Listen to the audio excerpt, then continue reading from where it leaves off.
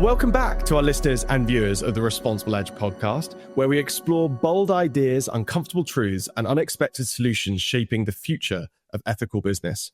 Today, we're talking about plastic and reusable packaging systems, drawing from an article from the World Economic Forum, how 2025 can become a tipping point for reusable packaging systems. It's a call to reframe the plastics debate and invest in reuse models that prioritize longevity over disposability. And joining us today, I'm delighted to say, is Justine Rouch, CEO of Pochette, luxury strategist and supply chain reformer. Justine, it's fantastic to have you on the show this morning. Thank you so much for giving up some of your time. Thanks for having me. Now, I've given you a very, very brief introduction there, and there is much to unpack about both what you're doing right now and what you've done throughout the rest of your career. But starting with where you are right now and the work that you're doing, can you just give our listeners and viewers that aren't aware of Pochette a bit more of an insight into what you guys do and perhaps some of the values that underpin, the business? Sure. So I'm founder of Pochette, a business that I started back in 2016. And it was a business that came from a need that I found going to the gym every day. I wanted a bag. I wanted a new gym bag and recognized that you don't need a bulky gym bag anymore because all the studios, etc., now give you towels and cleats if you're doing spin. All you needed was your kit. And what do you do with your clean or dirty kit? The only possible solution at the time was a plastic bag that they used to give in gyms and hotel changing rooms. And I didn't do anything there about, oh my gosh, it's plastic. I did it from, I'm going to put that in my tote bag. And so I kind of went looking for a solution, found nothing, and Pochette was born, basically. So the reason for us is not about sustainability, actually. It's, in my brain, it's about empowering everyday wellness. So if you have your kit with you, if you have your swimsuit with you, if whatever, you can hopefully take wellness into your everyday life. And that's really where Pochette sits. And Justine, and excuse my absolute, and that brother was brilliantly introduced, but excuse my absolute naivety of this. When you say, is the wellness associated with not having to use a plastic bag? No, it's that if you have your kit with you. So if I think about myself in those days working in the City of London, you'd go into the office and guess what? I've got a tote bag with my laptop in, a phone in, my keys in, et cetera, et cetera, et cetera. The last thing I need actually is another gym bag. But if I have it with me, I'm more likely to do it. If I have my swimsuit with me, I'm more likely to go for a swim. And I used to travel an awful lot, like over 100, flights a year kind of thing. And the one piece of kit I always have with me was my swimsuit. And the amount of times that I would take a wet swimsuit, put it in a plastic bag, and it would split. My kit would be damaged. It would stink of chlorine. And so if I have my kit with me, I'm more likely to go for a swim and just have those moments of wellness. So it's not about just getting fit. For me, I used to come back to myself when I used to go into a pool, for example, and swim. That's super interesting. So it's really about kind of appreciating and understanding those behavioral norms and building a product that enabled the kind of positive behaviors that you want in terms of your approach to your own wellness. Exactly that. It recognizes where we are today.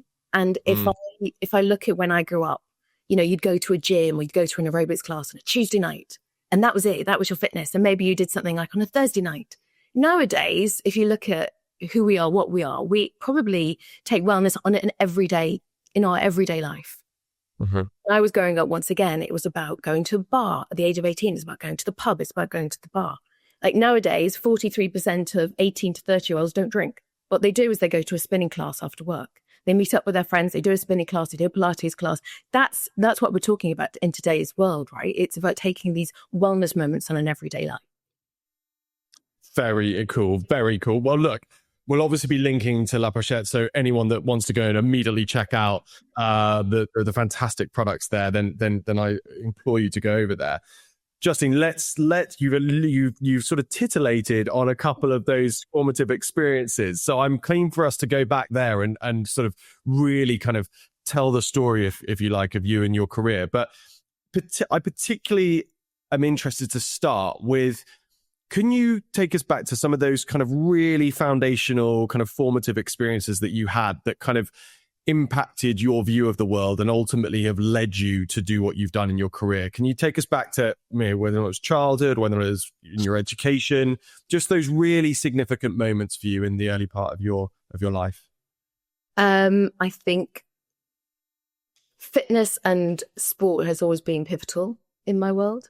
Whether that was growing up in school or whether that was at university or subsequently. And for me, it was never about, I need to fit into my genes. For me, it's always been an amazing place to meet people, friendships, but also for your mental health. And I think just for context, sorry to interrupt you, but like what sport? What were you every sport. And I'm terrible at them, I'm sure. But but like if somebody's playing something, I'm like, yeah, I'm in. I guess I love like gymnastics and things like that, but actually, I'll play anything and be terrible at it. I just, it's my thing. And so much so that actually, and we're probably leapfrogging a lot now, but so much so that one of my passions was sports, one of my passions was fashion, that I became an accountant. But for me, I wanted to be an accountant or businesswoman in the sports and fashion world. And so I was 26 and Reebok, which was quite a big company then, I was able to go into Reebok when I qualified. And it was like my dream, right? And I remember the first week, my boss, the CFO came over and went, we're going to re-sign Liverpool Football Club. What number do we put on that piece of paper? And I'm like, what? And that was my introduction to Reebok, and I loved it. I absolutely loved it. I was living my dream, right? That's fascinating. So you're no, it really is, because so many people I talk to, they talk about the kind of meandering is not the right word, but they just sort of, it takes them a while to perhaps, try different things and lean into curiosity that leads them to ultimately a path to getting to where they think, wow, this is really where I'm meant to be. But for you were very clear. You knew what your dream looked like. And then you're 26 and you're literally living it. Like, what was that like to be 26? And I would say I'm not necessarily, it's been, it wasn't like a clean trajectory. It was very much checked. I did a degree in finance and accounting. My dad's an accountant, right? And I was like, that's the dream. And then realized after a couple of weeks of work in an audit firm that this is not my dream. This is so not me. And recognized that actually I didn't want to be an accountant that did the books. What I wanted to be was, I recognized that accounting is a good skill, but what I really liked about it was understanding how business worked. So that's when and I went for marketing jobs and everything else, because I'm going to steer away from finance. What I recognized, as I said, was that finance is this amazing tool that if I can read some accounts, if I can read whatever and speak to some people, I get a story about a business. So that's what was interesting for me. I did a year, my first year out of university, I went to a company. It was terrible. It was just Excel. It was awful. I was going to give up. Then went to Mitsubishi and I loved it. We were in the food division and I loved working on a product, and then going into Sainsbury's and seeing it, right? Then it clicked. Suddenly it was like, now I get it. Now I get where my role is. And then, believe it or not, I was working out in a gym with a guy and his wife on a Sunday night. We used to do circuits together. And then in the sauna, he was like, so what do you do? I'm like, I'm an accountant, whatever, trying to be an accountant. He's like, okay, I'm the CFO of Mitsubishi and here you go. And why don't you come in and see me? And there was another turn at that point where my company was offering me to go to Mauritius to head up the finance director there, and against going to Reebok. And in my heart, I was like, I don't know what to do. But in my heart, I was like, you've got to go to Reebok. And as I said, with that first month, I just knew it was the right choice. I loved my job before, but I knew that this is the world of sports and fitness and everything was just brilliant. Do you recall I mean, I'm not asking for any particular commercially sensitive information here, but you mentioned the number that you put down on the piece of paper regarding re-signing Liverpool Football Club. Just do you recall it? Do you remember the number? No, it took about 3 months to get there. Okay, it was a huge process, but we got it, and we got the deal. And then we did it again and for other, it was great. It was really, and I think coming from I've got two brothers, right? So I know a little bit of football, but to come from a complete, let me just do it from a blank piece of paper here, rather than we've got to get this and this is what we need, that player in. Like, no, let's just do it from a blank piece of paper. So yeah. I love that. Okay, so 26-year-old Justine is working at Reebok. You found your place. You know, you think this is absolutely the bee's knees. What happens next? Loved it. Got the opportunity to travel with them. They knew that was a really important thing that I wanted to do. So I went to Japan for a bit, was FD there. I went then to work for the CEO of Global, then went to Paris as FD, and then was asked to be to help with the Europe, Middle East and Africa. And then, so that was me traveling all over the place. And then I brought Reebok, and I became the CFO of Reebok Europe, Middle East, and Africa. Yeah. Wow. Okay. So really, you really did get an opportunity to scratch that itch of travel. It was literally every week I was on a plane. Every day I was on a plane, and and actually now I was speaking to a friend last night. If I look at post-COVID, most of those meetings would be done like this, but we didn't, right? It was me on a plane, but you wouldn't have that now. It would be like this, right? Thank God. But you loved it at the time, didn't you? You wouldn't have given up that sort of experience that you had, both in terms of people and culture. Love. Yeah, amazing. Yeah, loved. So talk us through. I'm sure lots of our listeners and viewers are now putting things together. Obviously, we'll link to your LinkedIn profile so that everyone can go and check out the full package, the full story, if you like. But they're going to be, those that haven't are going to be thinking to themselves, okay, so La Pochette has been beautifully described and introduced, and we've got our CEO and founder of this luxury, sustainable product brand. We've also got this sort of experience, this brilliant global experience in finance, working in one of the biggest companies out there. Yeah. What led to this? Like, what's the rest of the sort of the story, if you like, from where you were to where you are now? Sure. The rest of the story was I did that for 10 years and then knew once again, like how I knew I wanted to go into fashion. And I probably always knew I wanted my own business. I wanted to go into sports. I also wanted to go into luxury fashion. I wanted to explore that side of a passion. And so went into, I was looking after over $1 billion and worrying about, do I put 30 million overnight on that account kind of thing? And suddenly I go into this, I want to get into luxury fashion, and I go into a very small luxury fashion design house. And everybody, and I mean everybody, was saying, what the hell are you doing, Justine? And like, I probably took a pay cut of like half on a series. Oh, wow. Okay. And so I'm actually living in Amsterdam at the time, whatever. And I'm moving to London, and I'm going to take a pay cut of half. Like, what the hell? And everybody's like, what the hell? And I just knew inherently that's what I wanted to do. And probably one of the best decisions I ever made, by the way.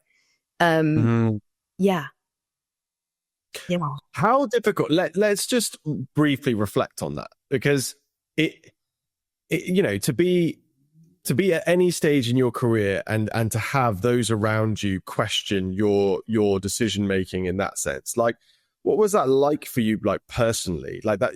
Talk us through like the experience of that from an emotional perspective of feeling like everybody's down. Let me just throw my pennies worth in. It's almost like you've developed this incredibly successful career at a large corporate level.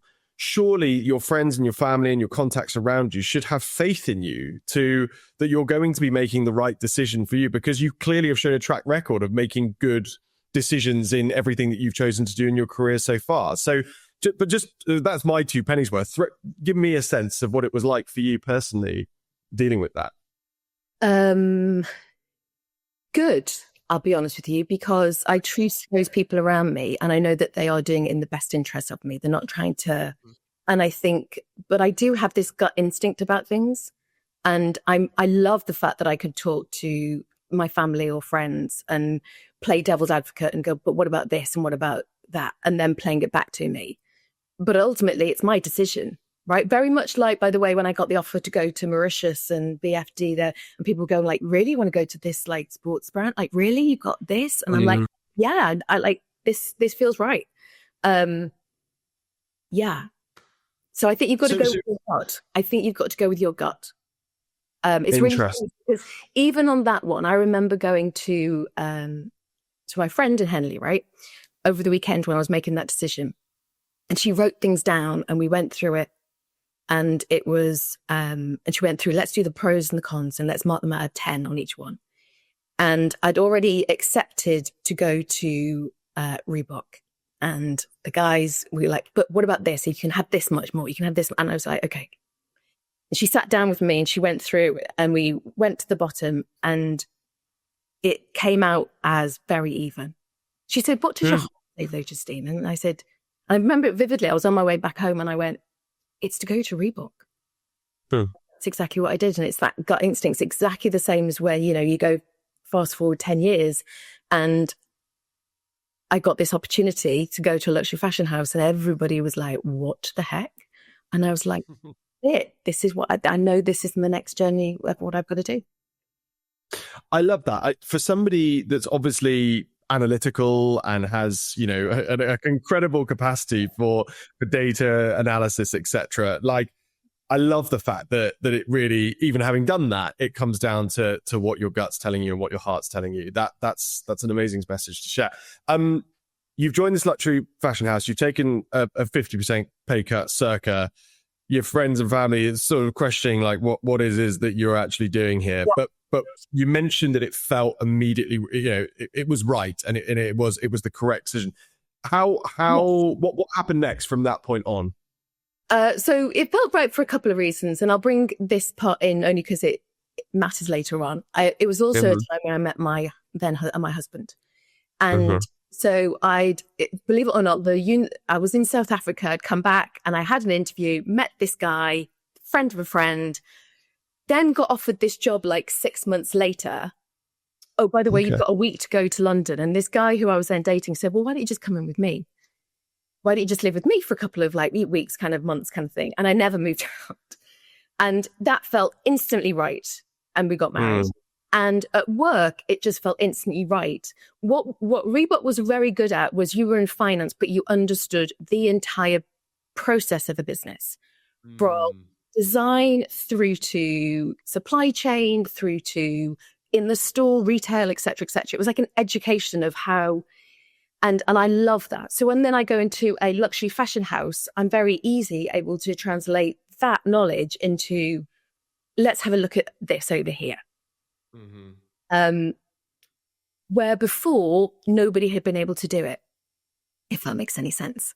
And so it was, and dealing with, you know, I love clothes, right? And I love fashion and dealing with things that I am so passionate about and adore. So yeah, it was like, this is my dream. Like within 3 months, I was in New York, in a catwalk show, knowing like the costings of all them and what prices we put on them and everything else and having like, this is my dream, right? This is like, hello, I'm here, I've arrived. I love it. There's been a number of those moments throughout your career. And so let's now draw attention to La Pochette. And you mentioned that, I think you alluded to before, like the fact that really there was always the goal in the back of mind, or the itch, if you like, to do your own thing and found your own thing. So just talk us through that and talk us through your experience of having founded the business and whether or not it lined up with your expectations. So yeah, so I did quite a number of other jobs, and all the time I was thinking, let me understand everything about from start to finish, design to end product, so I could get knowledge and everything else and then 2016 came along. As I said, I was sat in a changing room at lunch and just had this realization that says, do you know what? Let me start this myself. Let me go on this journey myself. Let me see what this looks like. And that's kind of how La Pochette was born. And let me just say it's very challenging. Let's just say it's very challenging. I'm very lucky. I've got an amazing network, but the amount of doors you have to bang down and the resilience you need as an entrepreneur is ridiculous. Yeah, but I'm sure. I'm just going to throw this in, Justin. I was at an event last night, actually, and there was a Marine there, an ex-Royal Marine, and he had started a business in kind of coaching and before COVID, and then sort of it developed and grew after it. But it was a fascinating talk. He basically said, he's obviously been on tours and been in incredibly difficult circumstances and situations in various different war zones.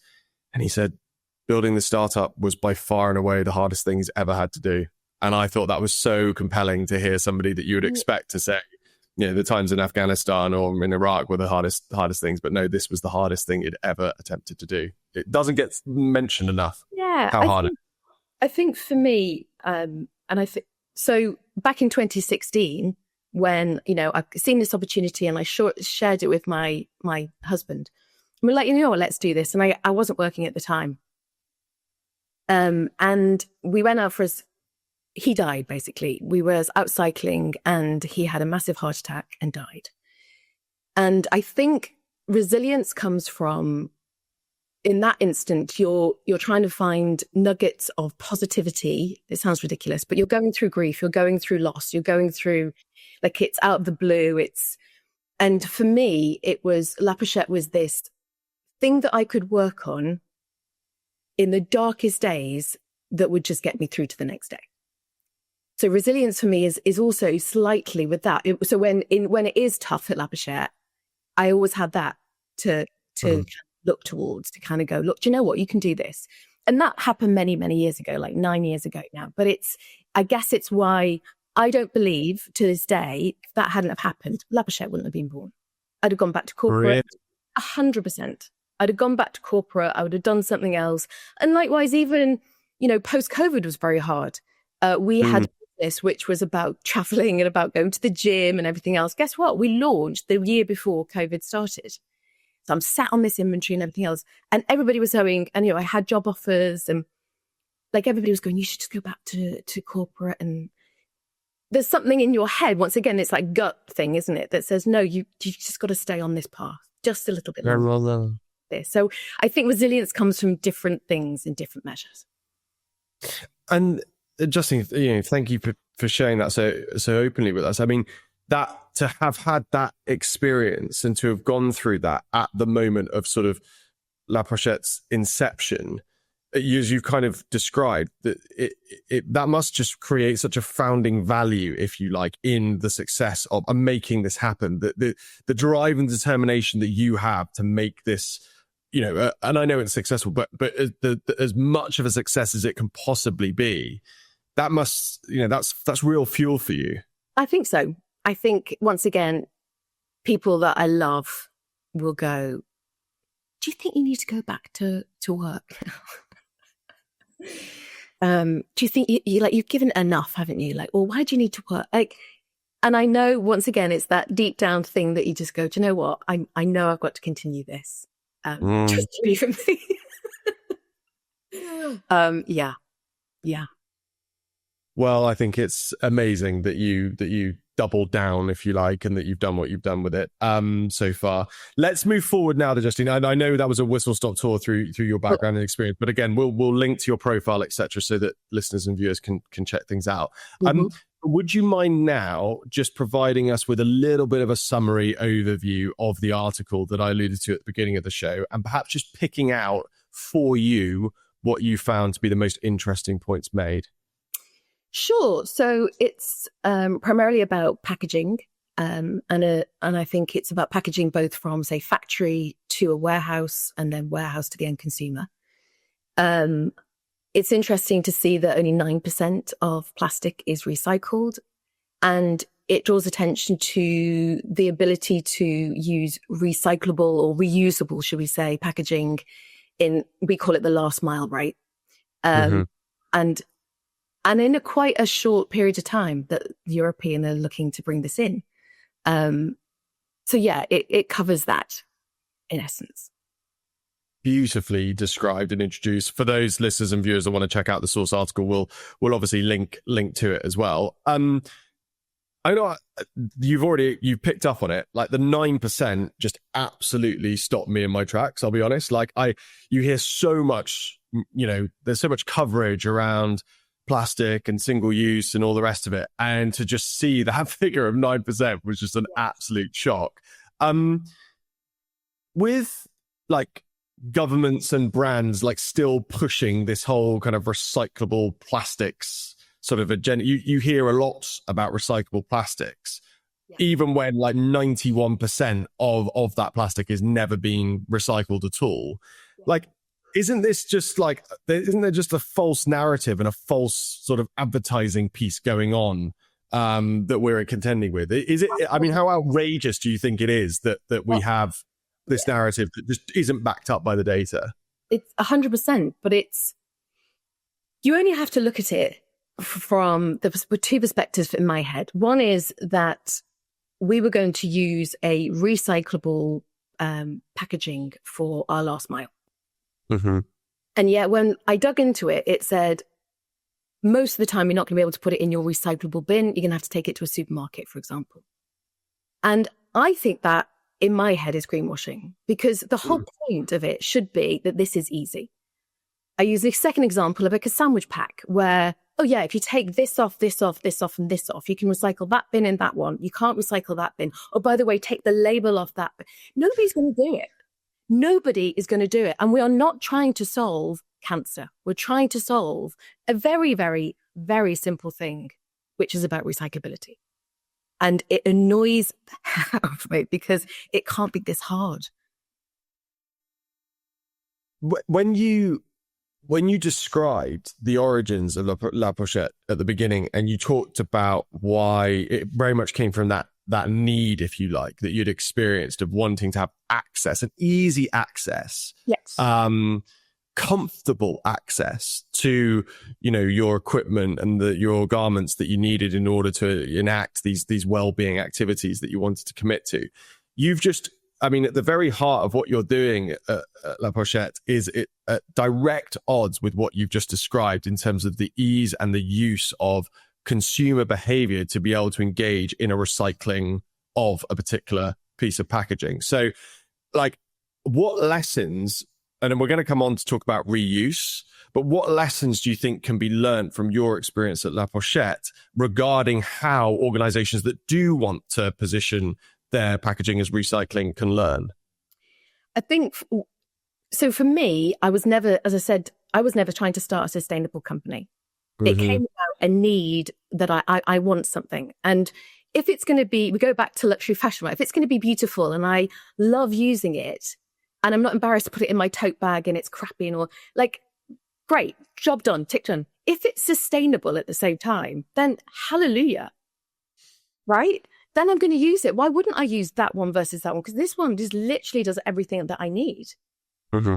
So if we come at it from that, as opposed to we're just trying to solve it's a bit of packaging, then I'll give you a classic example. We now use like Classine, the paper Classine things. Nice, That solved the problem of recyclable packaging in terms of plastic. It protects it. It's also looks quite beautiful, right? It's cool.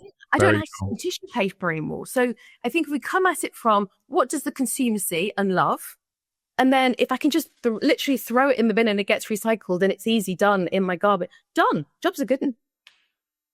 It should be as simple as that, right?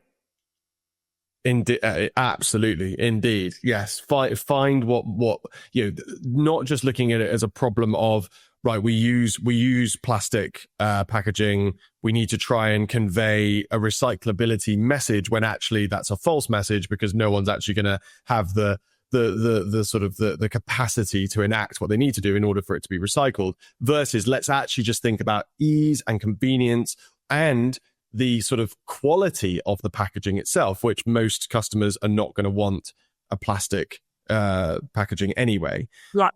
Brilliant points. Let me ask you, let's move on a little bit from recyclability to reuse, because that's essentially, the article was essentially saying, look, we need to move away from focusing on recyclability. We need to work towards reuse. Can you just, for our listeners and viewers who aren't like aware of the notion of reuse packaging, perhaps within the luxury fashion sort of context. Just describe like what that is and how it differs from recyclability. It's the ability to, and we actually trialed this with an Italian company called Movenpack, which was a envelope. So it arrives in this envelope.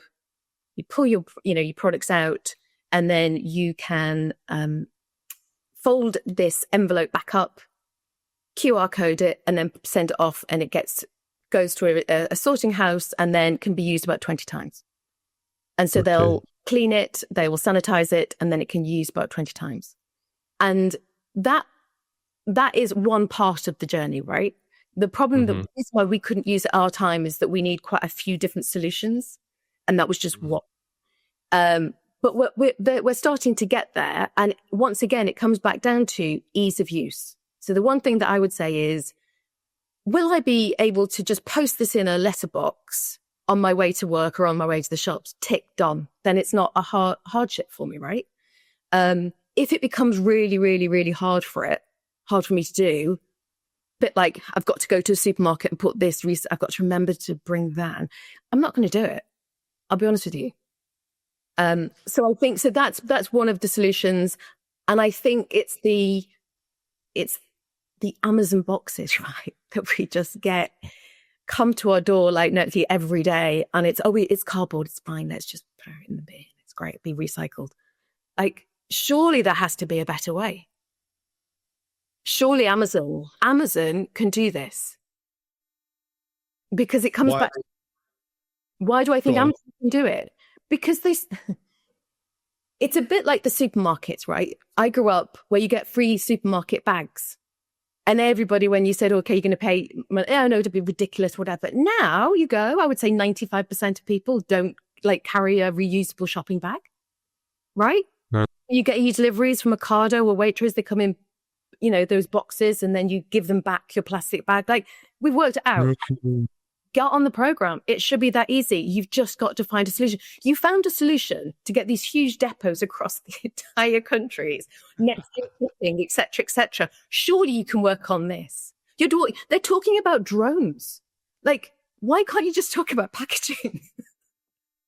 God, that is such a well-made point. Yeah, next time that you're stood there with an Amazon package, reflecting on how insane it is that we've got to the point in the modern world of commerce whereby I can order something that day and then it arrives that day at my home. But then also reflect on the fact when you're staring at the packaging, thinking to yourself, well, how the hell can they do that but not ultimately deliver something in a more responsible and sustainable way? Yeah. A brilliant observation. I'm going to be doing exactly that when I know I'm going to go home this evening and find my next Amazon package. I'll stand and have a reflection.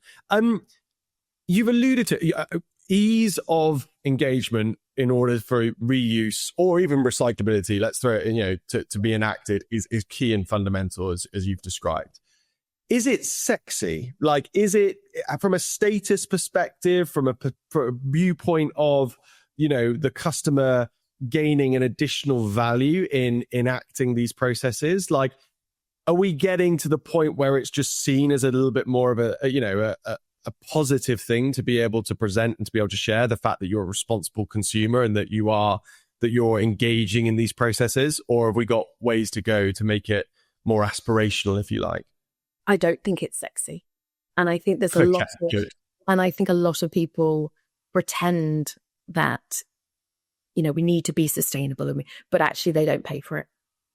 And as before, I don't believe that La Pochette is, we are sustainable, but I don't believe that that's what La Pochette is solving, right? I believe that we're solving a different problem.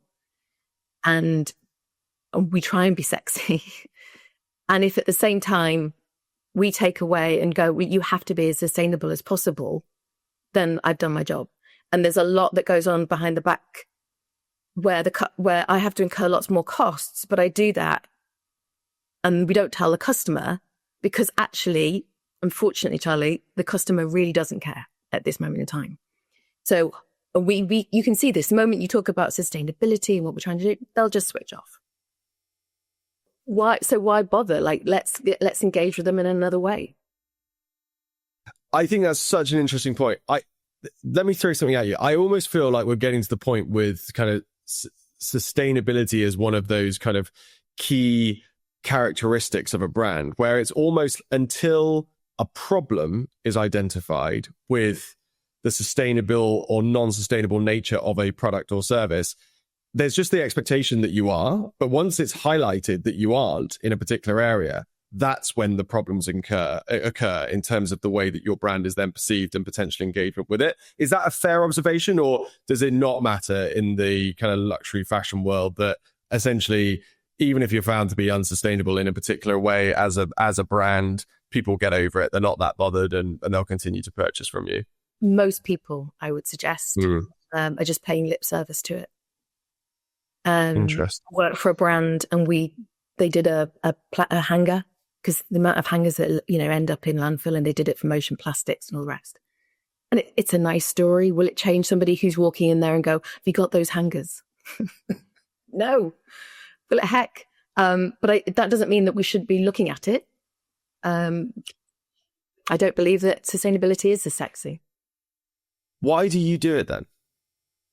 As I say, for me, it's, well, two things. I believe our product, I never set out for La Pochette to be sustainable. I set out for La Pochette to answer a problem. Yeah. And at the same time, when going through that process, recognized, so for example, we were developing the product, the fabric for our bags. It's like, well, we should be using recycled plastic waste here. This absolutely makes sense. So does that cost us more money? Yes, of course it costs us lots more money. We should be doing X, Y, and Z. Our packaging, we should be doing, no plastic, no single-use plastic, no this, no that. Does it cost us much more money? Yes, it does. Do we say that to the consumer? No, we don't. Right?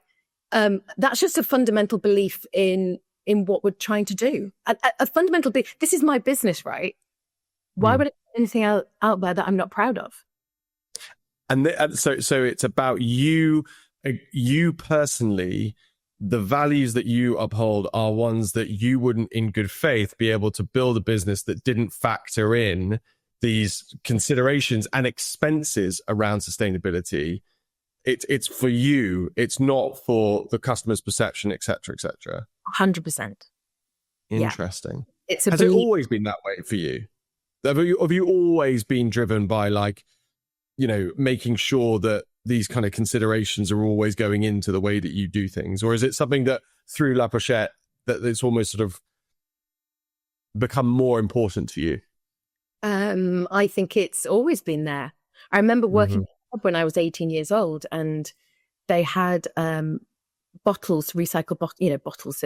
And I said, why don't we just do a customer, this is 30 years ago, right? Why don't we just do a customer bin collection out there? And the manager once again just said, well, if you can arrange it, we can do it. So I'm phoning up, and we arranged it, and we had a bottle bank in the car park at the pub where people could come in and do it. Now that was over 30 years ago, right? It's just been, it's a no-brainer, right? It's a no-brainer, surely.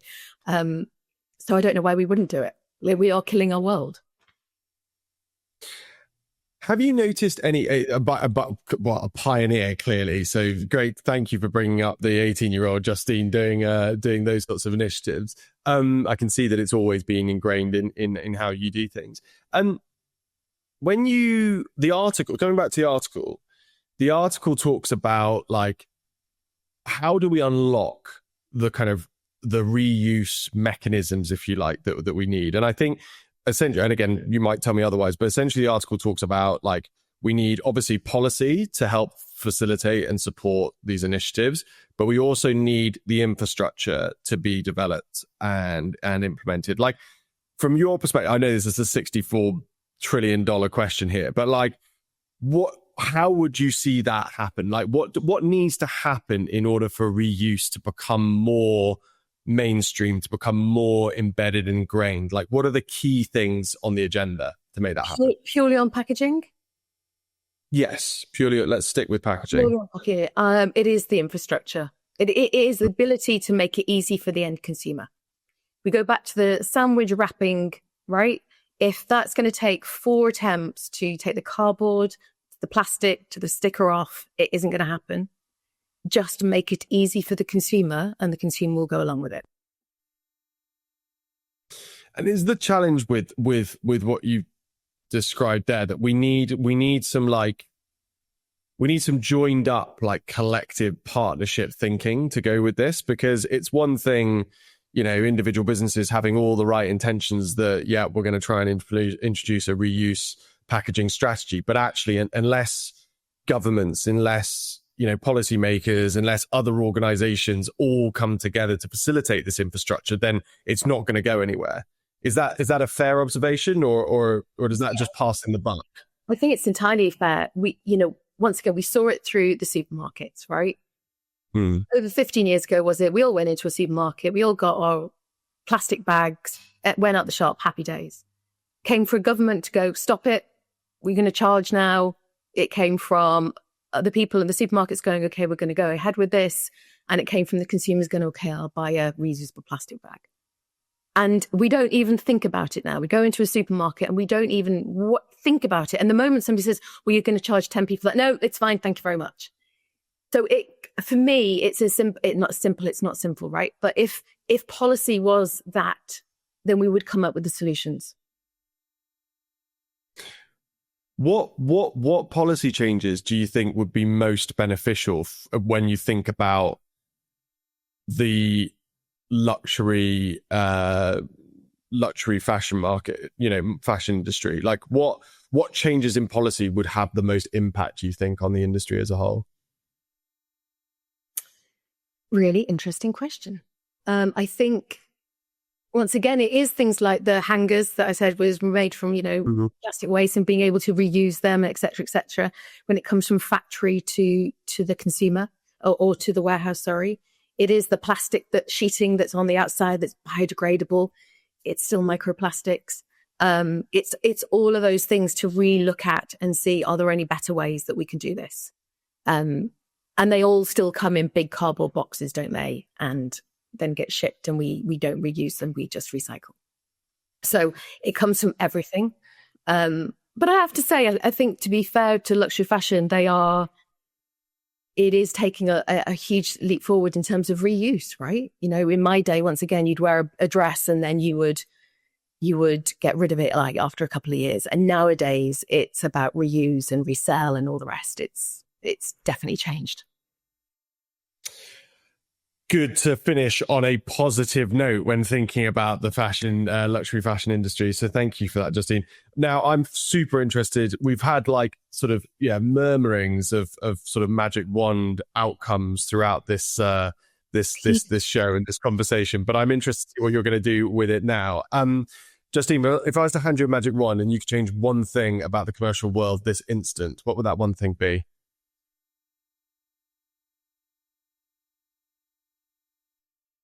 Probably to come together for a solution.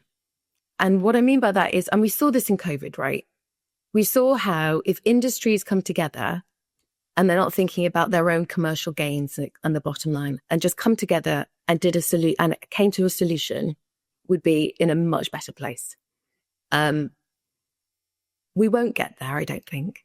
But if we will, and it is going to be the big corporates that are going to change this, unfortunately.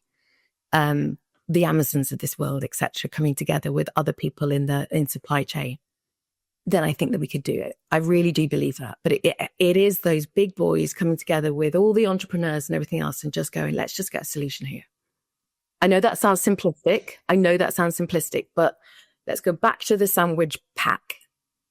Are we really honestly believing that across the world, we're saying that the sandwich pack can't be altered? Like give a student like a week to develop a sandwich pack. And if we saw it in cardboard, would we really stop buying it? You're going to get your first here of the show, Justine. I throw here's out for guests that I think absolutely nail it. I love simplicity. I think we often get wrapped up in yours absolutely spot on. I think the thing that struck me from what you described there, though, that unnerves me, I'll be honest, like it unnerves me, it worries me, is that you're right. Like it takes global financial crises, it takes global pandemics. Is it going to take the next major worldwide environmental incident that will ultimately lead to, and again, I want to pick up on another comment, the big boys getting around the table?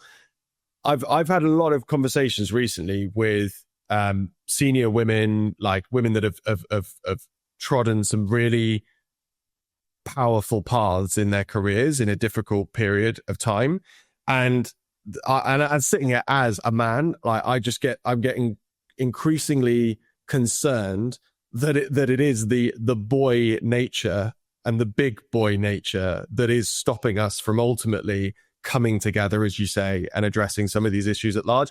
And if ultimately we're going to end up destroying ourselves on the basis of I was about to say something really inappropriate there, but we can't because we're the edge, but a swinging something situation, then yeah, what an incredible shame to look back on. So I don't know, like, I'm sorry, those are just my comments, but you're absolutely right. We need earth-shuddering moments in order for us to come together. The sad thing is, it'll be too late by then. Exactly. The crisis is now. Yeah. If we're waiting for this, what if we don't have homes and we're not having clean water? The crisis is done. We can't do anything about it. The crisis is now. And if we can't, and unfortunately, the big boys around the table, like, is it Trump who's just introduced like the plastic straw again and things like that? We're going backwards. We're not going forward. We're going back. We can have European legislation, but we're actually living in a global world here, a world here. We trade all over the world. Like, the solution has to be amongst us all. We can't just do our own little thing over here in Europe. Here. You're going to get your second here, and back-to-back here's. Justine, that was brilliant. It was fantastic. Thank you so much for joining me this morning. I will certainly hope, I won't put you on the spot now, but I'll hope that I might be able to staff you for another show in the future. I think there's many more subjects that we could unpack together. But for today, thank you so much for coming on. It was great to talk to you. Really appreciate it. Really appreciate it. Thank you. Take care. Bye-bye. And that's all for today's episode of The Responsible Edge. A huge thank you to Justine Rouch, fashion innovator and reuse evangelist, for helping us rethink packaging, not as waste, but as an ecosystem. Today, we unpack insights from the World Economic Forum's how 2025 can become a tipping point for reusable packaging systems, surfacing the tension between lazy bans and system-level transformation. As a reminder, this episode was brought to you by the Anti-Greenwash Charter, championing responsible sustainability communications. Visit antigreenwashcharter.org to learn more. I'm Charlie Martin. Thanks for listening, and don't forget to subscribe, share, and leave us a review. See you next time.